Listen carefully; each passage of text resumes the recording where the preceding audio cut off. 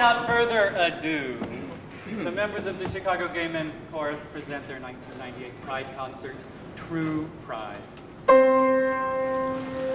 I see your true colors shining through.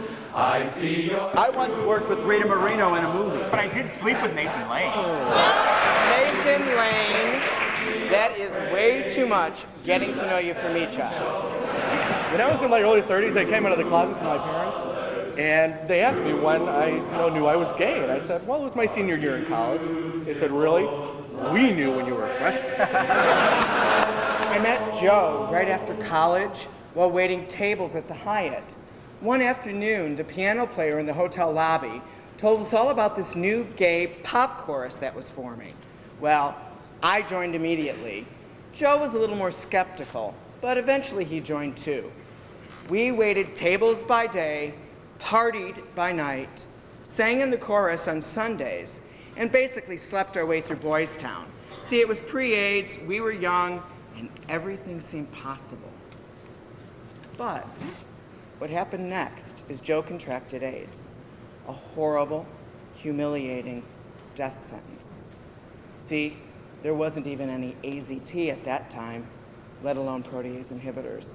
Joe's parents and sister made sure that everybody from Joe's life was welcome and encouraged to attend his funeral.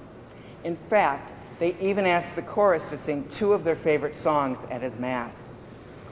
But when we arrived at the church, a strict Catholic priest wouldn't allow one of the songs to be sung because it came from a stage musical, and they had some kind of rule against that.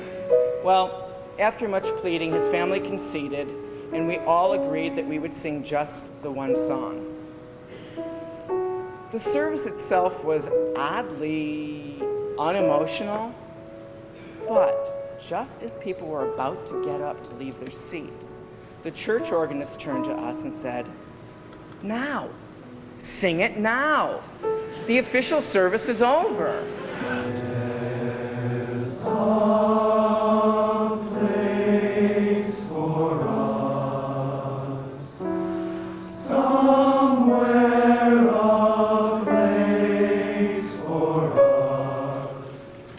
Diary entry, Elroy, Wisconsin. As we ride through this tiny town, the senior citizens come to the edge of the road and hand everybody a shiny, cold red apple. A few of them even have signs that say that they're proud of us for the work we're doing. There's kindness in the world, and there is hope. 56 members of the chorus have lost close friends to AIDS. 3 of us have lost our lovers to AIDS.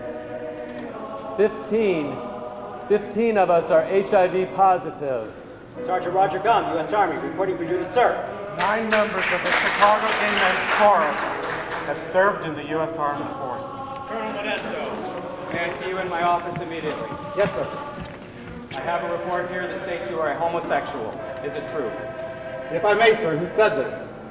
A friend of you. A friend? In 1990, I was imprisoned at Fort Leavenworth for 9 months. After psychiatric evaluation, I was diagnosed as normal. After serving in the United States Army for 18 years, I was given a dishonorable discharge solely because I was gay. I was the only boy in my high school not involved in sports. And they announced it one day at a football game. My lover David and I broke up. He moved away and became a born-again Christian. He told me he'd never commit sodomy again. I said, fine. You were never any good at it anyway. My parents had asked me not to tell my 91-year-old grandmother that I was gay. But one day over chicken matzo ball soup and corned beef sandwiches, the subject came up. Her reply, "I'm too old to worry about those kinds of things. You are my grandson and I love you." And then she pointed at me and said, "You gonna eat that coleslaw?"